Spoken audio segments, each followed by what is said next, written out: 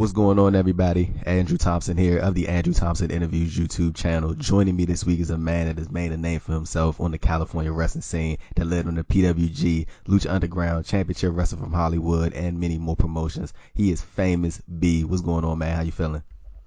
What's going on? It's Mr. 423. Get seen. Everything's all good, man. How you feeling? I'm doing good, man. I appreciate you taking the time to do this. I'm glad we was able to set this up. As we were just talking about literally before we started recording, first and foremost, how you been holding up? How's the past year been for you with the pandemic going on? It was real rough. It still is rough for some people, but it seems like we're kind of nearing the back end of this thing, just by the way things are looking right now. Absolutely, man. Just trying to get a hold of life, pretty much. Making sure that weather is storm, just like everybody else is, pretty much for the most part, and just make sure that I'm safe, healthy, and that my family's healthy, and I'm just taking care of the finer things in life, as you would say. And man, you like talking about your wrestling career. You've been in wrestling for well over a decade, I believe. Did you think the business would like always keep moving forward throughout the pandemic? Like, of course, there were like cancellations and talent swaps because of precautionary measures and people producing positive COVID tests, which was when you look at the grand scheme of things, it was bound to happen at some point. But like some mishaps happened, but wrestling never really stopped as a whole. Like I don't think there was ever a point when wrestling like ever like completely shut down, like how the NBA shut down and some other sports leagues shut down. I don't think wrestling ever like fully stopped, and when some promotions did stop, it's like it picked back up like 3 months later, like once they were able to figure out certain stuff. Did you ever think that wrestling, I mean, did you think wrestling would keep moving forward throughout the pandemic? You know what? From my perspective, it felt like it did stop, at least the indie scene. Yeah, okay, so okay, yeah. You know what I mean? It felt like, a lot of, local shows or indie shows, around the country just kind of just went silent, and I do know what you mean by how the business continued to move and continued to evolve throughout the pandemic because, of course, your television shows, your mainstream shows or whatnot were able to still, keep rolling and keep producing, weekly television. So, yeah, I mean, all of, if you're on TV, you know what I mean, you were able to be still seen throughout the pandemic. But yeah, I feel like the independent scene was it just went ghost, man. It just went dead silent. Mm-hmm. And it's a little bit bizarre because it's not something that you could prepare for. I know the pandemic caught a lot of people off guard.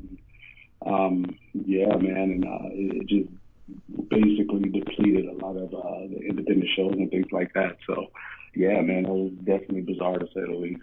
Yeah, I know the Southern California wrestling scene, most of the California wrestling scene like took a big hit because the restrictions were very tight out there. Like last week I had interviewed Eric Watts, and me and him we talked about the independent wrestling scene out in Cali and how for a long stretch of time and even kind of now in a way, even though there are some, I guess some things are starting to pick back up as far as restrictions come, but he was talking about like how, just for a long time throughout the pandemic, man, the California wrestling scene was just like ghost town. Like it was nothing going on. It's not like people had a choice anyway, but things were just that tight.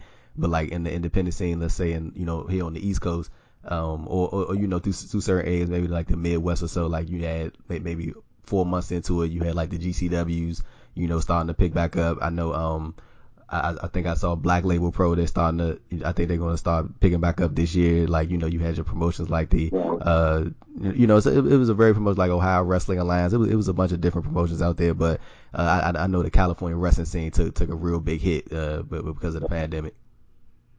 Right, absolutely. It surely did. No doubt, man. It was definitely felt, here in SoCal. And, Big Nasty, Eric Watts. Shout out to Eric Watts, man. That's my boy, man. What's up, Eric? Man. Yeah, that's a good dude right there. But yeah, man, like it was dead basically. But now, shows are starting to, pretty much test the waters and start to, come back, so to speak. So, it's a lot to look forward to as everybody is pretty much, taking the cuffs off and kind of just seeing what they can do going forward with all the restrictions, of course. Right. Now, my first time actually seeing you was on the Lucha Underground show. That series had a great run. When I was doing some research, getting in preparation for this interview, like one thing that I did not know, but I mean, I guess I could have kind of figured out on my own, but it was still kind of like, I guess it was interesting to me to find out was Lucha Underground was doing they were doing dark matches, and you had your fair share of dark matches over several seasons. I don't know why I thought that was interesting, but then like once I thought about it, I was like, of course they wouldn't have all that talent there for 3 matches per show, for 3 matches per episode. And then I don't know why I found it interesting, but I just did. And it was one that I saw, and I was like, I was very curious as to how that did make it on TV. I'm hoping that you got some type of recollection of this. It was yourself, PJ Black, Jeff Cobb, Isaiah Scott, who everybody knows is Shane Strickland, and Willie Mack. It was in a 5-way. Like when I saw those group of names, I was like, that just had to be a good one. Do you have like any recollection of that happening?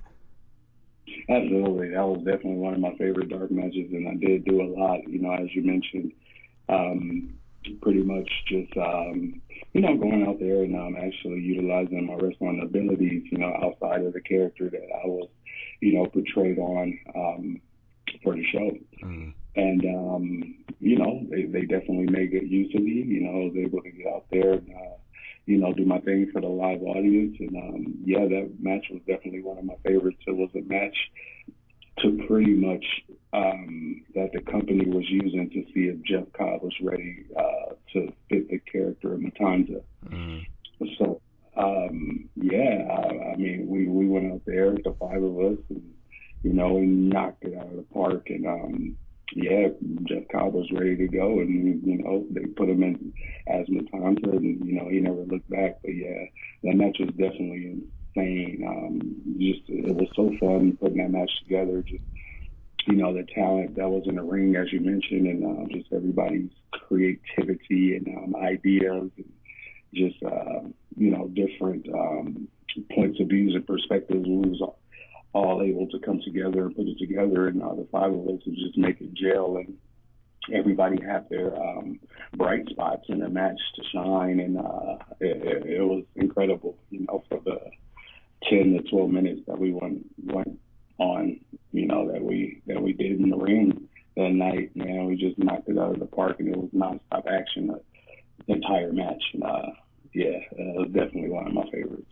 And that Lucha Underground setting, of course they referred to it as the temple. It just seemed like that was one of like the more unique environments to perform in, especially the way they had the fan seating, and like I always thought that was like one of the more like just different environments, like scenery wise in professional wrestling. And I'm sure that kind of made like I don't want to I'm sure it like kind of enhanced in a way, like made things feel more, I don't know, I guess important is the word, or just different, or like it just seemed like everything was so on point presentation wise for the show, and I can only imagine like how that was from a performance perspective. Oh, it was absolutely amazing. It was incredible. It was it was nice, not too small but not too big, to where you kind of got that intimate feel. Mm-hmm. Once you jam pack the fans in there, and just the balcony definitely made it unique. The roof, or on top of Dario Cueto's office or whatnot, gave you an extra kind of, I guess you could say, spring to jump off of, kind of, make matches more interesting. But the different, the unique places and way that you can get creative with putting matches together definitely gave us a edge in terms of like the setup, because we were able to do things that like most places aren't able to do, just because of the environment, and things like that. So yeah, it was awesome. It was awesome. It kind of reminded me of like the old school ECW feel, the ECW vibe. You know what I mean? It was very cool. Yeah, and you know they Yeah, are you good? are you say that again? Did you have something else to add? Oh no, no, no. I mean, it was just incredible, and actually too. It's funny. A lot of people don't know this, but before Lucha Underground, I actually performed in that same building on a show called The Underground, which was for a little YouTube series on Awesomeness TV. Yeah, I had some pretty interesting matches, and on that show as well. A couple matches with Nick Jackson from the Young Bucks, Hmm. and things like that. But yeah, it's definitely on YouTube. It's interesting to check it out now and just kind of see how like the simple evolved. Yeah, it's fun. It's funny you mentioned that because like the MLW is doing a Azteca Underground show, and it's like kind of a spinoff of Lucha Underground. I was wondering if you have heard of that, and they got Dario Cueto involved as well. Yeah, I did hear of that, man. I did hear of that. It was pretty interesting to say the least, man. I mean, I'm pretty sure, whatever MLW does with that is going to be awesome. Right, right, You right. know, And, especially with Dario, it's just his character and the things that he's able to do and accomplish, and the role he plays on TV is phenomenal. So it's definitely going to be something to look forward to.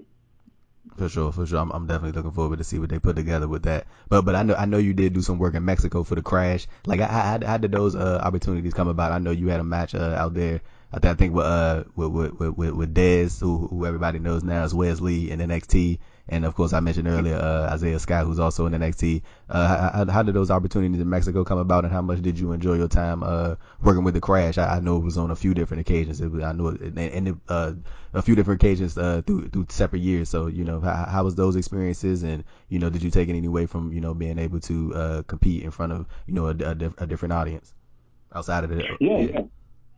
No, the Crash is awesome. I work for various promotions out in Mexico, and I love the environment. I love the crowd. It's definitely different.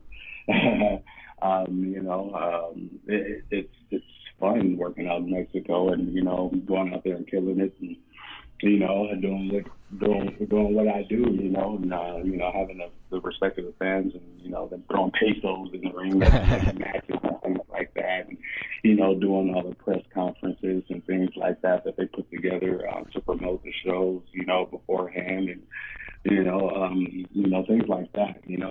It's definitely awesome. You know what I mean? Just to get a feel of just a different culture, and just know that you can go, anywhere on the continent, and it doesn't matter, and you can universally kill it, with guys that work a different style, work a different culture. So yeah, I definitely had a great time out there. Konnan has been responsible for a lot of the bookings that I've gotten out there, and once I get that opportunity, show up, be a professional, and make acquaintances and things like that, and make connections, and the rest is history from there. Yeah, it's funny you mentioned that when you talk about they throw pesos in the ring, because I remember I spoke to Matt Taven last year for an interview, and he was telling me when he was working in CMLL they would throw coins in the ring, and he was like his first time there. It was like he was kind of confused. He was like, what is going on right now? Because like he would get pegged with him, like hit real hard, and then he was like, oh, that means that they like me. So I was like, oh, that was like on a little funny note. But you mentioned Konnan, man, and like I feel like when it's all said and done, like I think a lot of people are going to thank Konnan as far as like what he's done for them as far as their careers goes, and how he's plugged people into certain opportunities. Like I know he's worked with a variety of different people throughout his long career, man. It seems like Konnan is like one of those people who that's the he I don't like using the term like is to credit. I don't think that's the right phrase, but like he really has helped a lot of people in professional wrestling, and a lot of people do really seem to like when they mention certain places or get certain opportunities, they always throw Konnan's name out there as one of the names who helped them get there. I just think that's a cool thing, just to see him kind of get his flowers every now and then. Oh, absolutely, man. Konnan is awesome, man. He definitely has been influential, throughout my career on several occasions. And, always, anytime see anything fit for me that I can contribute or that I can, be a part of, he doesn't hesitate to connect me. One of those, being the hero of the Lucha Underground, which I did commentary for a series during the pandemic or whatnot, and he just always looks out, and I love working with him and love hanging with him. He's definitely a cool cat. Yeah, and going back into your career, like early on, I know you like the first 4 years or so, you were a part of like that. So that fabric of the championship wrestler from Hollywood product, it was yourself. I know Scorpio Sky was out there, Ray Rosales, Peter Avalon, as I was mentioned earlier, Watts, Willie Mack. Yeah, y'all had like a real good core, great core of talents right there. And to see where everybody is now, everybody went and doing their own thing. I think that's cool, man, to like see how y'all just had this abundance of talents in one place, and to see kind of, all you guys with the, spread your individual wings, throughout the years. Absolutely, man. Scorpio Sky, Colt Cabana, Adam Pierce. Yeah. Oh yeah, Adam Pierce. Claudio, aka Cesaro, was there for a while. TJP, Brian K, Sean Wicker. Man, the list goes on, man. It goes on and on and on. We had such a good group of guys, Austin Aries came through there for a while, and just so many guys, man. So much good talent, and championship wrestling from Hollywood was definitely a place where I pretty much gained my, I guess you could say, self-confidence in the business. I mean, it's not that I ever had a lack thereof, but it provided me with one of the first experiences where I guess you could say a light bulb kind of clicked, and it was just like I just knew, once I had a series of matches with various individuals, such as Austin Aries, I just knew that this was meant for me to be doing. It wasn't something, or being a professional wrestler isn't something that it's not like a job or a hobby or anything like that. It's who I am. It's a passion for me, and it's instilled in me to do all the things that I've done so far, and all the things that I will do in the future. And one thing I did want to ask you, with you having the experience that you've had in professional wrestling, like, have you seen like sort of like a shift in the business as far as independent wrestlers starting to more so treat themselves like a business as opposed to just strictly professional wrestlers? Like, you see a lot of people getting into and like streaming more and looking at outside projects and not just strictly focusing on professional wrestling, even though that's their main thing. It's like, hey, I can do this and I can do this and this. Have you kind of seen that shift over the last several years or so? Oh, absolutely, absolutely. It was one of the things I was definitely conscientious of myself. Just in my training and therefore on, that my trainers, the Santino Brothers, instilled in me in terms of, taking the time out to learn how to market yourself, to learn how to do video editing, to learn how to do Photoshop, taking the time to do all the necessary things that are essential for an independent contractor, in terms of doing every single aspect that it would take to market yourself, basically, so that way you don't have to spend unnecessary money and time, waiting for others or contacting others to get things done that you need done, like flyers to promote yourself for upcoming shows, or highlight reels, for example, or just things like that. It's just one of the things that,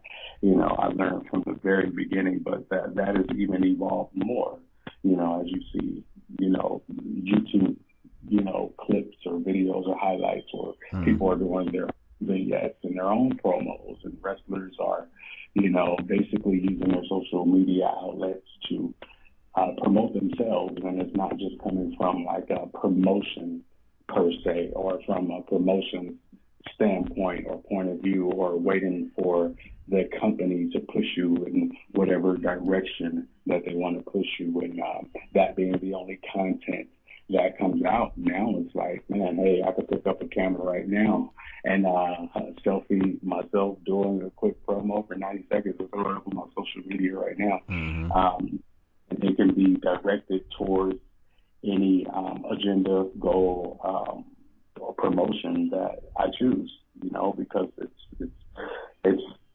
it's coming from me. It's coming from my, I guess you could say, booking standpoint. But, yeah, a lot of wrestlers, independent wrestlers especially, are taking advantage of things like that, and that has definitely been a key factor in the business evolving. You see it now, and like being an elite, for example, it's a perfect example of what I'm talking about. And I think it's a wonderful thing, and I think that there's no excuse for any professional wrestler not marketing themselves or being, in the limelight, so to speak, at least on social media. There's no excuse for not having content nowadays. Yeah, like one thing that you mentioned was you talk about like the video editing and shooting your own promos or stuff like that. I think that's one of the more constant things I've seen recently and just over the past couple of years or so. I think that's like one of the cooler things that I like seeing from independent wrestlers is like when they sort of take that extra initiative, like even when a promotion isn't asking them to go that far as promoting a match, they still go out there and do it just to let people know, hey, I'm doing this on this day, and that can create intrigue, and then you never know, so somebody might see that and might want to tune into the show, might purchase the show, and then you helping everybody out. You know what I'm saying? Like I think that's one of the real cool things, and even some going out as far as hiring a videographer to shoot something and edit it up and make it look all clean and nice. I was like, when I see stuff like that, I'm like, good on you, for going out there and trying to, just add a little something extra to your repertoire and stuff like that. I think that stuff is always cool. And I know sometimes like, cause like just even like in life in general, you might do stuff and you might think people might not be paying attention because it doesn't get this amount of views or this amount of likes or this amount of retweets. But all it takes for one person to see it. And like once that one person sees it, that a bunch of other people could see it, and you never know, people might just see the consistency over time, and then it just eventually grows into its own thing. Absolutely, man. There's definitely a domino effect, and I'm glad that you mentioned that. I'm glad that you pointed it out. It doesn't matter if it's one person that sees it, or 500, or 5,000, or 5 million. It really doesn't matter. What matters is that you make the effort, that you make that you take the initiative, and that you make that approach to let people know, hey, this is what's going on. And once again, it doesn't matter if it affects one person or if it affects the masses.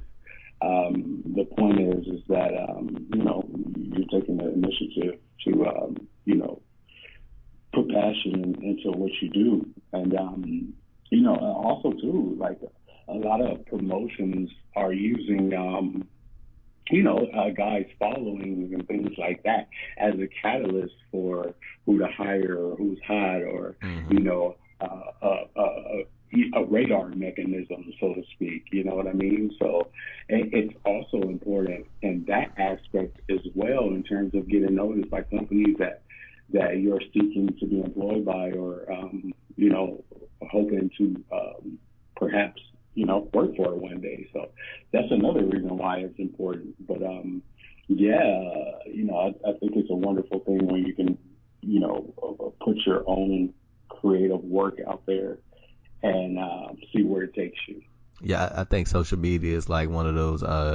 It really goes hand in hand with pro wrestling. I definitely think like having like just the amount of like tools and other like devices that we can have to like put our work out there. Like even with me, like I can cut something out from an interview and then put that clip up on Twitter, and then have it isolated, and then everybody else can see it. Like it's just so much stuff that we have, like like literally at the palm of our hands, that can take us to the next level, or help us get seen by whoever out there was checking out our stuff. And I just think social media has been like a real big thing for independent wrestlers and wrestlers overall. Yeah, absolutely. I mean, you just never know, who is out there watching, who's out there scouting, who's, whether you are approached by the actual viewers or not, you may never know just who's checking you out, Yeah. So it's important to stay crisp, stay on your game, put your best effort into what you do. I mean, you don't want to just throw content out for the sake of throwing content out. You want to put your best foot forward and make sure that it's quality and that it suits you, the individual, the person, the character, the persona, the wrestler, and make sure that it makes sense. You know what I mean?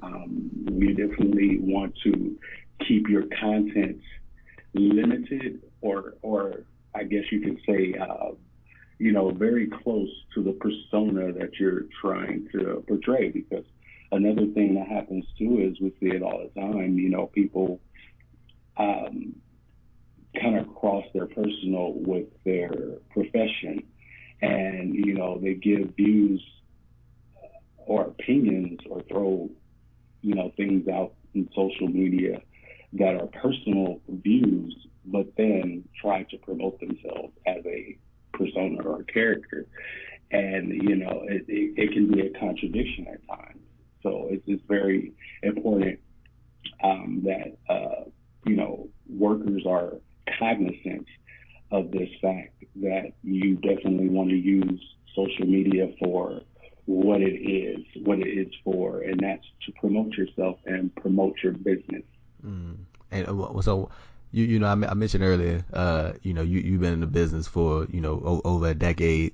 And you've seen a lot, done a lot, right? And like I was just looking at this clip like literally before we got on the call, and it was I'm pretty sure you heard Bad Bunny's name over the past couple of months, right? And like Bad Bunny, yeah, baby, yeah, Bad Bunny. he like before wrestling, of course I've heard his name and stuff, but I didn't know how popular he was until of course I saw him on TV doing the stuff with WWE. And even though I didn't listen to his music, like it don't take nothing but just to pull up Google and find out, it's just literally that simple. Right, But like right. I saw a clip that he was on the show, the Shop Show with LeBron James and Jay-Z, and you know how, I mean, well, I'm not gonna say you know how, because I'm not gonna say every celebrity that has come into wrestling has done this, but they try to, I no, not downplay wrestling, but not speak about like the how difficult it is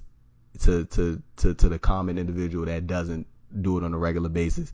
And he got on this. I'm talking about sitting in front of LeBron James and Jay-Z, and was like praising professional wrestling like as a whole, the sport as a whole, like talking about how he doesn't know how people can do that for 10 years, 20 years. Like he's like just got the utmost respect for professional wrestlers. Like that is like one of the most difficult things that he's ever had to do. Talking about just the training part, and then he was talking about how like that, him being able to wrestle, in front of a crowd, doing the WrestleMania thing was like bigger than the Grammys to him, bigger than the Jay-Z said it was bigger than the Super Bowl, and just talk, he was like really making because I'm pretty sure you've heard like how some people outside of professional wrestling view it, as far as the mainstream goes. If they hear him, arguably the biggest Latin artist in the world, to speak of it in such a high manner, and he didn't downplay it and didn't make like no weird comments about it. Like he was just all praise and just talking about the business as a whole and how much he has respect for professional wrestling. Like you being a veteran and you seeing the ins and outs of the business, like how much do you think that stuff helps for further get wrestling into the mainstream? And not necessarily saying it's needed to be accepted by the mainstream, but just having somebody of his popularity and his stature worldwide, speaking so highly of the sport like that, it got to do good things for for it as a whole. You know what? I think it's major, and I think it's much needed. And big ups to Bad Bunny. Big ups to Bad Bunny for that. Big ups to Bad Bunny for you know Taking it seriously. just yeah. Not only taking it seriously, but getting in there and giving it a shot. Yeah. Just being a fan that I heard that he is. To actually want to get in the ring and actually take bumps and to actually come out on the other side and actually speak the truth about it. It's major for the sport because a lot of people who don't really know because they've never gotten in the ring, they never taken a bump, they don't know what it's like or have experienced it themselves. A lot of people have a preconceived notion about what it is, and and that preconceived notion is definitely false. Across the masses of the casual, I guess you could say, fan or observer, Yeah. it's definitely false in terms of how difficult it actually truly is. It's something that takes endurance, athleticism. Not only that, in the meantime, you have to have a certain amount of charisma. You have to sell what you're doing. There's just so many aspects going on all at once that I think that professional wrestlers do not get the actual credit for. So we need individuals like a Bad Bunny to actually come out and say these things. And once he's had his own experience, and once you have that experience, it's definitely an eye opener, and it's definitely something that can be easy to go out and just say, hey, no. This is how it actually is, and big ups to him for that. And one of my good friends is John Morrison, of course. Mm. And, Bad Bunny, obviously spent a lot of time working with John. Yeah. And when you're working with a guy of John's caliber and his, skill level and being guided by someone like him, uh, definitely plays an important role. And I'm, pretty sure that definitely made Bad Bunny's life a lot easier. Working with a guy like John. But yeah, man, just big ups to him and just everything that he did over the actually over the course of his entire run so far. Yeah. I was having a conversation with Damian Priest over WrestleMania weekend. We was actually talking about a little bit about Bad Bunny and his experience and from from Bad Bunny's perspective through the lens of Damian Priest and also Damian Priest's perspective and things like that. And I got a lot of good insight about how everything went down and what went on. And I'm glad Bad Bunny had the opportunity to do his thing and shine the way he did. And I hope that if the schedule permits, he can keep it going and come back for another run. For sure, man. But going back into your career, you trained at Santino Bros, right? That is correct. Yeah, so I've heard from quite a few people that have come out of Santino's, like Brody King, like he said that that Joey Chaos is like the perfect mix of a trainer. Like he's supportive, but he will be on your back if need be. And he's a very intense individual, but at the same time he means well, very well. And like when you succeed, he will let you know that you have succeeded and back you all the way. But when it's go time, it's go time. I couldn't have asked for a better school.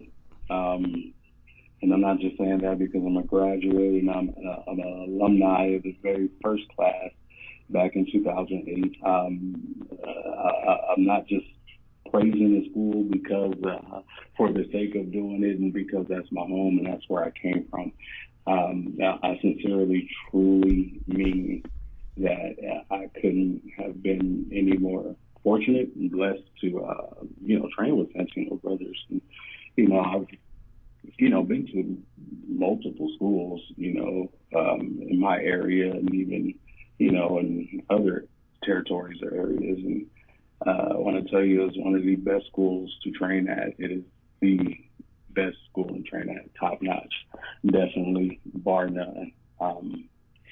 Joey, I have never seen anyone put as much heart, passion, effort, and intensity into the business and the wanting to, train individuals and make superstars of, tomorrow. And that's what Joey does. And, I definitely recommend anyone who's looking to train at Santino Brothers out in the West Coast of Southern California.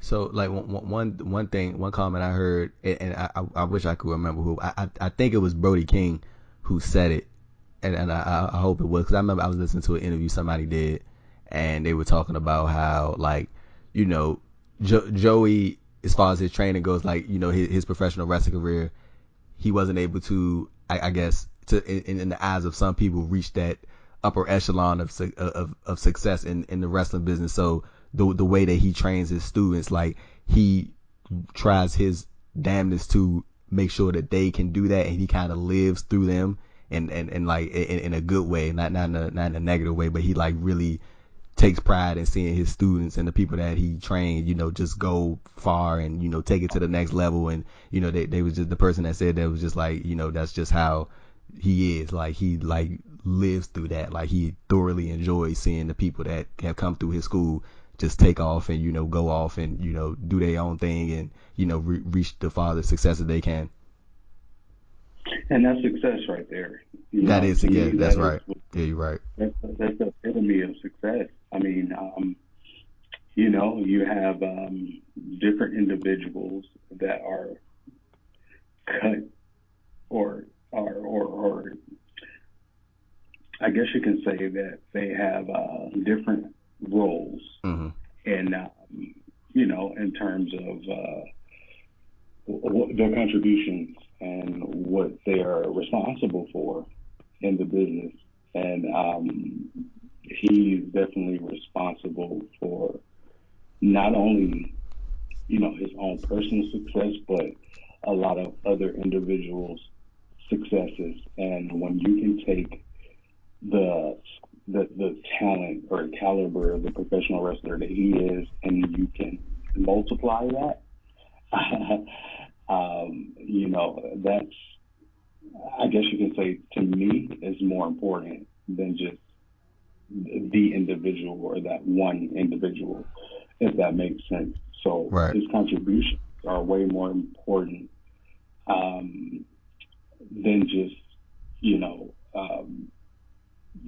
what he's been able to accomplish in his career, if that makes sense. He was able to multiply that and give back to the business tenfold by creating or training multiple individuals that has reached their own level of success, myself being included. So I think that's far more important.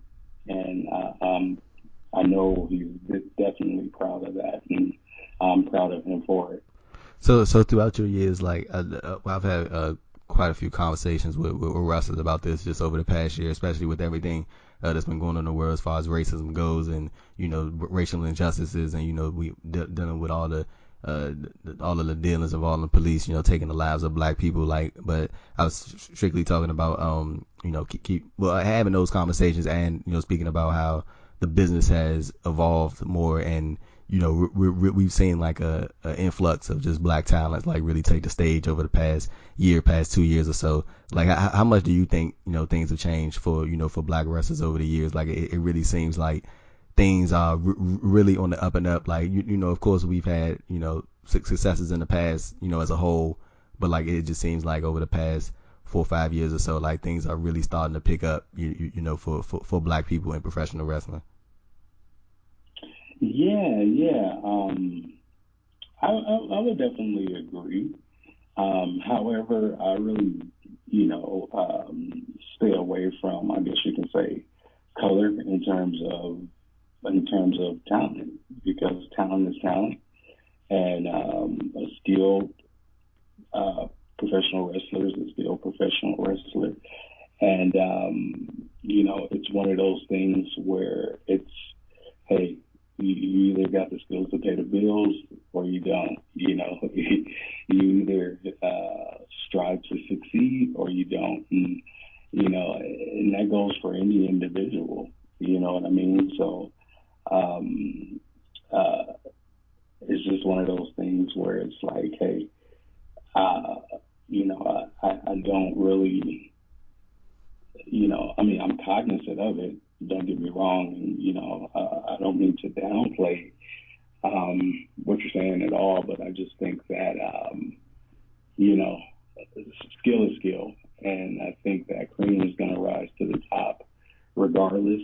Um, and that's just my stance on it. That's just, the way I look at it. And, you know, if there's any, I guess you can say, discrepancies or not.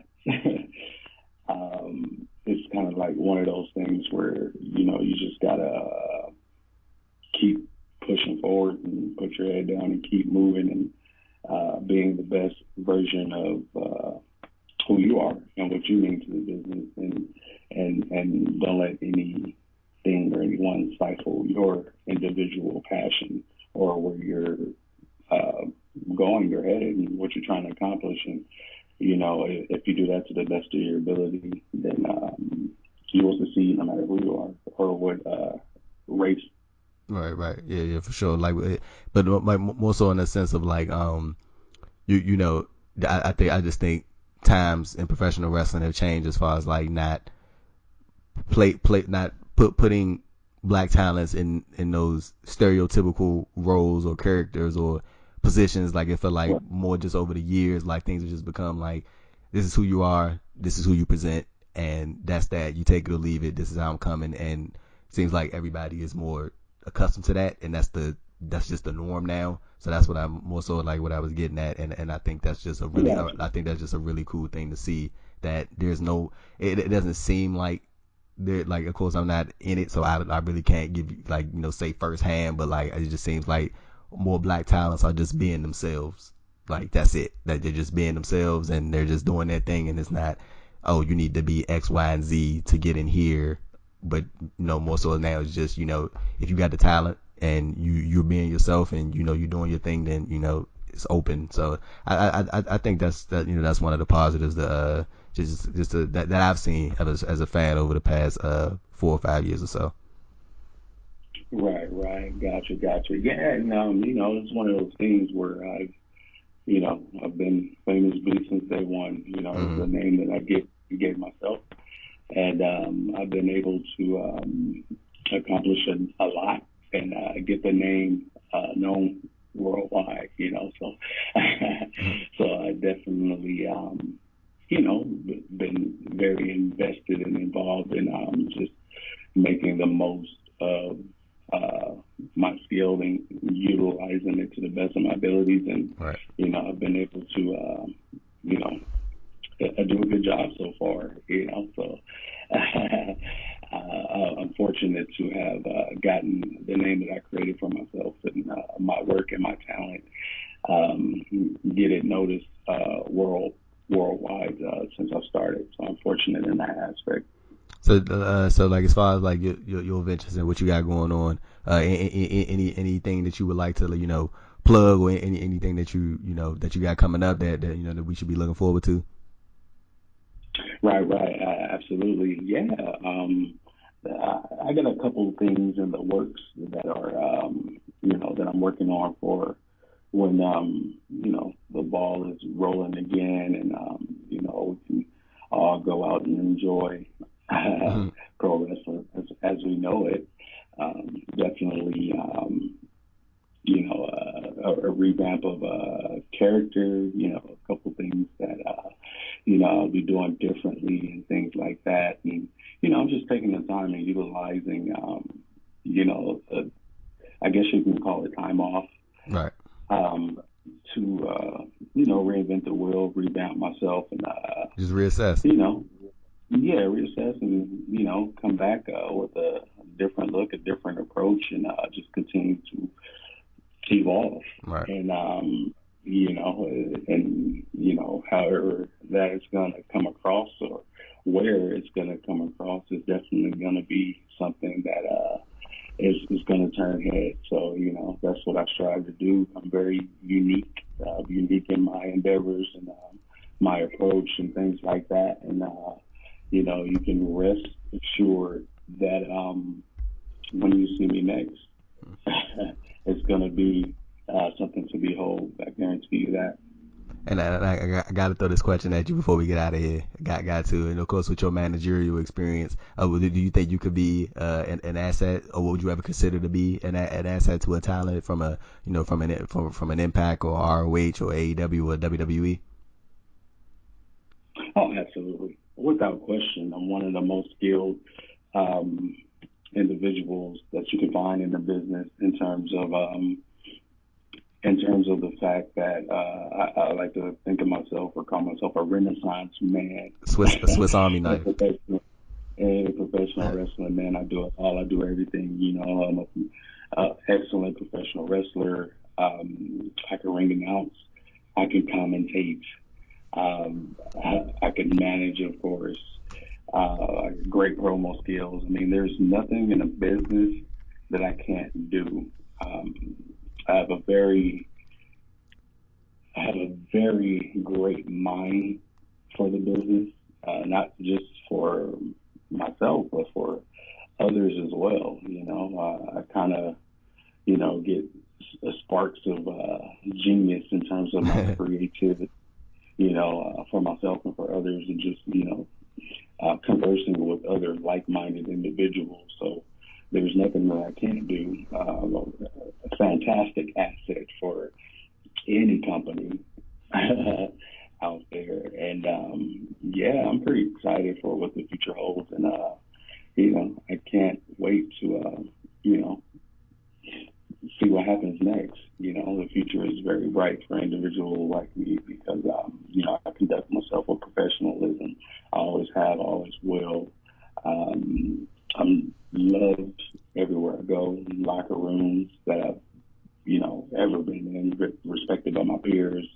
I'm a great listener when it comes to, I'm a bosses or producers or agents or whatever the case may be. And there's nothing I can't do. And I could I can pull off anything that is given, presented to me. And I have the utmost confidence in that, and I've proved it on every single occasion, every time I've ever performed. So I'm definitely a great asset, and the future's bright. You heard it from the man himself, folks. There you have it. Before we before we get out of here, let the people know where they can follow you on social media. Keep up with you, and reach out to you if need be.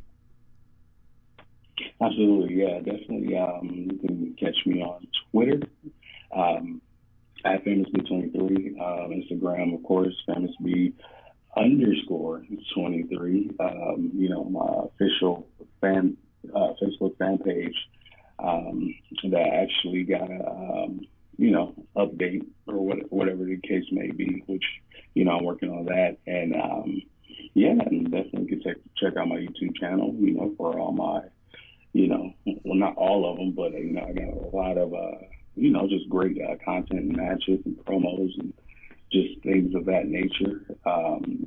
If you want to get more accustomed or familiar with what I do and my skill level, and check out more content from myself. And yeah, that's pretty much the gist of it. You know what I mean? Yeah, for sure, for sure. There you go. Everybody go support him, go follow him, go check him out. Subscribe to his YouTube. Go get everything together, man. But there it is, ladies and gentlemen. Go, yeah, like I said, go show him some love. I'm Andrew Thompson of the Andrew Thompson Interviews YouTube channel, and I'm signing off with the man himself, Famous B. And we are out. And you can Peace. still call me at 423 get saved. There we go. We out.